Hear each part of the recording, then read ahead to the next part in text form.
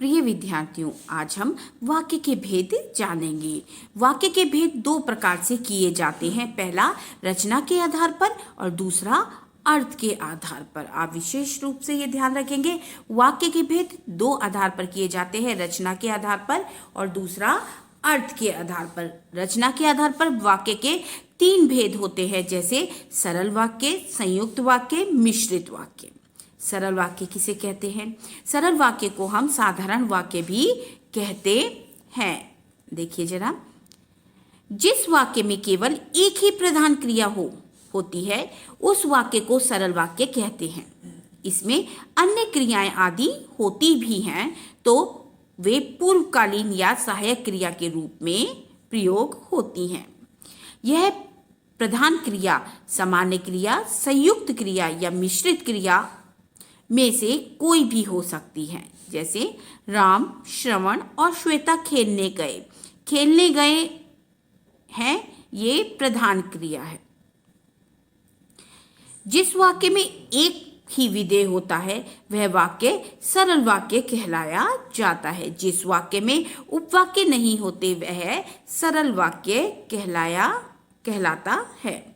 अब आगे देखते हैं संयुक्त वाक्य। संयुक्त वाक्य, संयुक्त का अर्थ जैसे होता है दो चीजों का जुड़ना। जिस वाक्य में एक से अधिक उपवाक्य समाधिकरण समुच्चय बोधक द्वारा जोड़े जाते हैं वह वाक्य संयुक्त वाक्य कहलाते हैं। इसमें दो वाक्यों को एक साथ जोड़ा जाता है, इसलिए उसे संयुक्त वाक्य। जैसे वह सो रहा है, हम घूमने जा रहे हैं। अब इन दोनों अलग अलग वाक्यों को जोड़ा जा रहा है। आप सो रहे हैं और हम घूमने जा रहे हैं। यहाँ पर इसको समुच्चय बोधक से जोड़ा गया है। मिश्रित वाक्य, जिस वाक्य में एक प्रधान उपवाक्य होता है एवं अन्य आश्रित उपवाक्य होता है उसे मिश्र या मिश्रित वाक्य कहते हैं। जैसे उदाहरण देखें, आप चाहते हैं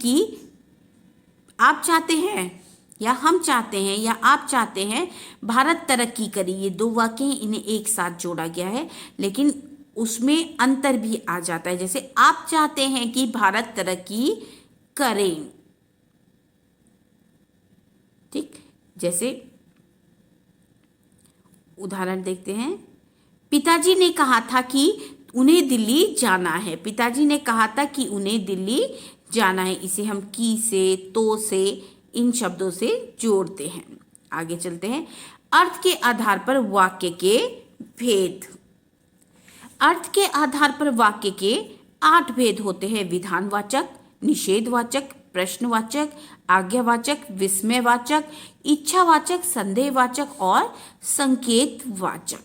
आइए एक एक के बारे में जानते हैं। विधानवाचक को कथनवाचक वाक्य भी कहते हैं, ठीक। विधानवाचक जो वाक्य किसी घटना या स्थिति को सामान्य होने का बोध कराते हैं। जैसे जो साधारण वाक्य होते हैं जिसमें नहीं का प्रयोग नहीं होता, ठीक।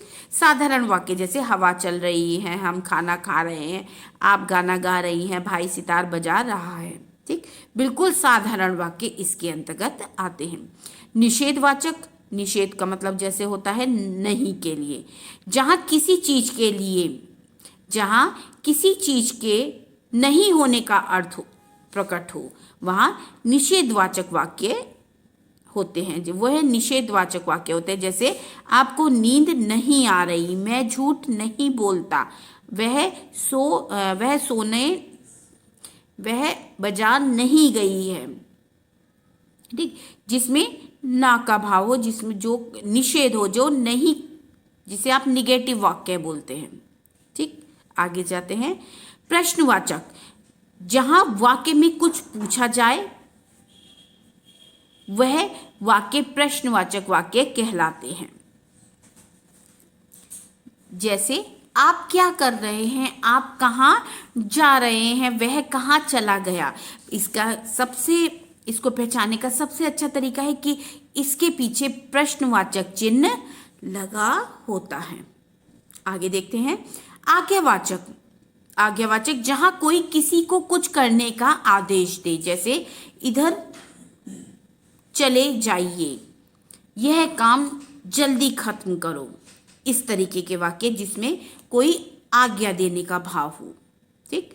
विस्मयवाचक, विस्मयवाचक वही जहां मन के हर्ष, शोक, घृणा या हैरानी का भाव प्रकट हो, जैसे उसका भी एक पहचानने का तरीका है कि विस्मय आदि बोधक चिन्ह लगा होगा और ये वाक्य के आरंभ में ही प्रयोग किए जाते हैं। जैसे अरे आप यहाँ आ गए, ऐसे भी प्रश्न आ सकता है। जैसे आप यहाँ आ गए, साधारण वाक्य हुआ, आप यहाँ आ गए, इसको विस्मय आदि बोधक बनाइए। आप यहाँ, अरे आप यहाँ आ गए। ठीक, ये हो गया। अगर आपको इसको निषेधात्मक वाक्य बनाना है, निर्देश दिया है, तो आप कैसे, आप यहाँ नहीं आए। थोड़ा बहुत अंतर वाक्य में आएगा। अगर आप निषेधात्मक बना रहे हैं तो आप यहाँ नहीं आए, यही आप आगे बढ़े, आप यहाँ आइए। ठीक, ये आज्ञावाचक हो गया। अब आगे देखते हैं इच्छावाचक वाक्य। लेकिन जैसे ये बनाया, क्या आज परिणाम दिखाया जाएगा, ये हो गया। फिर क्वेश्चन मार्क, ये हो गया प्रश्नवाचक। परिणाम दिखाया गया, ये होगा साधारण। वह क्या परिणाम है, ये हो गया विस्मयवाचक। परिणाम दिखाओ, ये हो गया आज्ञावाचक।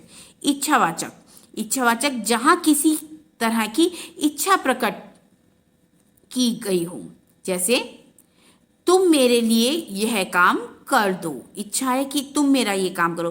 काश मेरे पास अपना घर होता, इच्छा वाले वाक्य होते हैं। मैं तुम्हें विजयी होता देखना चाहता हूँ, ये इच्छा है। मैं तुम्हें सफल होता देखना चाहता हूँ, तो ये इच्छा है मन की, तो ये इच्छावाचक वाक्य कहलाएंगे। संदेहवाचक वाक्य, संदेहवाचक वाक्य में सबसे सरल होता है, अगर वाक्य परिवर्तित करने का आए तो आप शायद लगाकर बनाएं, तो वह एकदम जैसे जहां कार्य के होने में संदेह या संभावना प्रकट हो, जैसे दीपेश शायद ही पैसे दे। ठीक, हो सकता है उसने अपना काम पूरा कर लिया हो, यहाँ पर सब संभावना प्रकट हो रही है। ठीक, संकेतवाचक, जिन वाक्यों में एक काम का होना दूसरे काम पर निर्भर होता है, जैसे बारिश होगी, बादल होंगे तो बारिश होगी। बारिश होगी, यदि बारिश होती तो फसल अवश्य हरी होती। आप मेहनत करते तो अच्छी तरह सफल होती। यानी एक वाक्य दूसरे वाक्य पर निर्भर करता है, जो जैसा करेगा वो वैसा भरेगा, यानी संकेतवाचक वाक्य। वाक्य परिवर्तन, जैसे मैंने आपको ऊपर बताया, अब आप नीचे उसमें देखिए वाक्य परिवर्तन। रचना के आधार पर वाक्य परिवर्तन और अर्थ के आधार पर वाक्य परिवर्तन। रचना के आधार पर वाक्य परिवर्तन, सरल वाक्य से संयुक्त वाक्य बनाना, यानी सरल वाक्य को सरल संयुक्त वाक्य में बदलना। दो सरल वाक्यों को जोड़कर संयुक्त बनाते समय समुच्चय बोधक का प्रयोग करना पड़ता है, जैसे वह मेरा मित्र है, आप मेरी सहायता करेंगे। ठीक, आप मेरे मित्र हैं, आप मेरी सहायता करेंगे, तो आप इसमें समुच्चय बोधक का प्रयोग करेंगे। इसलिए आप मेरे मित्र हैं, इसलिए आप मेरी सहायता करेंगे। ये बना आपका संयुक्त। संयुक्त बनाने के लिए आपको समुच्चय बोधक शब्दों का प्रयोग करना पड़ेगा, किंतु परंतु चूंकि। ठीक, सूरज निकल रहा है, पक्षी चहक रहे हैं। सूरज निकल आया है, देखिए सूरज निकल आया है और पक्षी चहक रहे हैं। अब आप देखिए सरल वाक्य से मिश्र वाक्य बनाने, एक या एक से अधिक सरल वाक्यों को मिश्र वाक्य में बदलने के लिए एक उपवाक्य को प्रधान और शेष को आश्रित बनाया जाता है। जैसे यहाँ पर आप किन शब्दों को जोड़ सकते हैं इसमें? जो, जिसने, जिन्होंने, जहाँ, जब, की, ताकि। ठीक, जैसे मैं चाहता हूं आप प्रसन्न रहें। मैं चाहता हूं प्रधान हो गया और आश्रित वाक्य क्या होगा? पीछे वाला। ठीक, मैं चाहता हूं कि आप प्रसन्न रहें, या फिर मैं आप, जैसे ये देखिए, मैं आपको प्रसन्न देखना चाहता हूं, सरल वाक्य। लेकिन मिश्र वाक्य बनाने हैं तो आपको इसको टुकड़ों में करना पड़ेगा। मैं चाहता हूं कि आप प्रसन्न रहें। ठीक, संयुक्त वाक्य से मिश्र वाक्य बनाने। संयुक्त वाक्य के समान स्तरीय उपवाक्यों की समानता नष्ट करते हुए उनमें से एक प्रधान और एक शेष को आश्रित वाक्य बनाने का कार्य करना पड़ता है। जैसे अब देखिए, यहाँ पहले खेत थे, संयुक्त वाक्य बना हुआ है ये, परंतु अब यहाँ इमारतें बन गई हैं। ये परंतु क्या है? समुच्चय बोधक शब्द। ठीक है, अब हमने मिश्र वाक्य बनाना है तो यहाँ पहले खेत थे, वहां अब, जहां पहले खेत थे, इसमें थोड़ा बहुत अंतर आएगा। जहां पहले खेत थे वहां अब इमारतें बन गई हैं। तुम यहाँ आए और यहाँ उपद्रव मच गया। जैसे ही तुम यहाँ आए, यहाँ उपद्रव मच गया। आगे देखिए, अर्थ के आधार पर वाक्य को किस प्रकार परिवर्तित करते हैं? एक साधारण वाक्य है, विधानवाचक वाक्य, आप मजेदार आदमी हैं। ठीक, इसको निषेधात्मक बनाएंगे। इसी वाक्य को किस तरीके से परिवर्तित किया जाएगा इन 8 में? ठीक, एक है, 7 में कैसे परिवर्तित करेंगे एक ही वाक्य को? आप मजेदार आदमी नहीं हैं। प्रश्नवाचक, क्या आप मजेदार आदमी हैं? आज्ञावाचक, आपको मजेदार आदमी बनना होगा। देखिए, अंतर आएगा वाक्य बनाने में। वाक्य में मतलब थोड़ा बहुत चेंज करना पड़ेगा आपको। आपको मजेदार आदमी बनना होगा, यानी जो वाक्य आप बना रहे हैं उसका अर्थ, उसका भाव आज्ञावाचक आना चाहिए। इच्छावाचक, मैं चाहता हूं कि आप मजेदार आदमी बन जाएं। संकेतवाचक, आप मजेदार आदमी बन गए तो मजा ही आ जाएगा। ठीक, संदेहवाचक, शायद आप मजेदार आदमी बन जाएं। ठीक, विस्मयवाचक, अरे आप मजेदार आदमी बन गए। ठीक, ये आया आपका परिवर्तन करना, अर्थ के आधार पर परिवर्तन करना और रचना के आधार पर। रचना के आधार पर आप सही साधारण वाक्य से मिश्र वाक्य में परिवर्तित कर सकते हैं। संयुक्त वाक्यों को, मतलब तीनों में परिवर्तित कर सकते हैं। उसी तरीके से इन 8 को भी आप परिवर्तित कर सकते हैं। अब हम जानते हैं पदबंध किसे कहते हैं।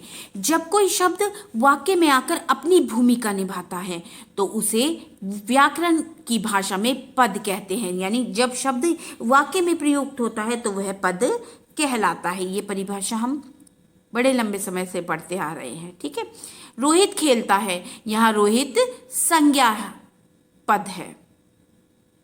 वैसे संज्ञा है लेकिन हम इसे पद के रूप में प्रयुक्त करें, पद के रूप में उच्चारित करें। लेकिन कई बार एक पद की जगह पदों का समूह मिलकर एक की ही भूमिका निभाता है। ऐसी स्थिति में उस पद को पदबंध कहते हैं। जैसे मेरा भाई मोहन खेलता है, जिसमें कर्ता का विस्तार आ गया। अब ये तीनों ही चीज मोहन को लेकर है तो ये क्या हो गया? पद बंद हो गया, यानी तीनों लोगों ने मोहन को बंद कर दिया। एक थोड़ा वैसे समझाने के लिए कहा जा रहा है पदबंध, यानी मोहन क्या है? कर्ता पद है ना। लेकिन जैसे पहले उसमें देखा था, ये उद्देश्य और ये विधेय, और उद्देश्य का विस्तार मेरा भाई, जो इससे आगे आएगा वो सब उद्देश्य का विस्तार होगा। ठीक, और जो क्रिया से पहले आएगा वो क्रिया का विस्तार होगा। कर्म से पहले आया तो कर्म का विस्तार। ठीक, अब इसमें ये कहा है कि मोहन एक पद है लेकिन उसके साथ कई और पद जुड़ गए तो ये क्या हो गया? मोहन के बारे में कई पद, ये हो गया पदबंध। आइए पदबंध के भेद जानते हैं। पद के प्रमुख रूप से 5 भेद होते हैं। संज्ञा पदबंध, सर्वनाम पदबंध, विशेषण पदबंध, क्रिया पदबंध और क्रिया विशेषण पदबंध। संज्ञा पदबंध, संज्ञा यानी संज्ञा के बारे में। संज्ञा पदबंध में संज्ञा के साथ उसके विस्तारक पद भी आते हैं। खाली वही नहीं आएंगे जो संज्ञा हैं, उसके साथ साथ उसके साथ बंधे हुए विस्तारक पद भी आएंगे, यानी संज्ञा का विस्तार भी आएगा। जैसे स्त्री चीख रही है या स्त्री चीख पड़ी, ठीक है, वाक्य ये है। स्त्री क्या है? कर्ता पदबंध, लेकिन हमेशा शांत रहने वाली स्त्री, तो ये क्या हुआ? संज्ञा का विस्तार। ठीक, जब आपसे पूछा जाएगा कि संज्ञा का विस्तार बताइए या छाटिए, तब बहुत सुंदर सी पुस्तक फट गई।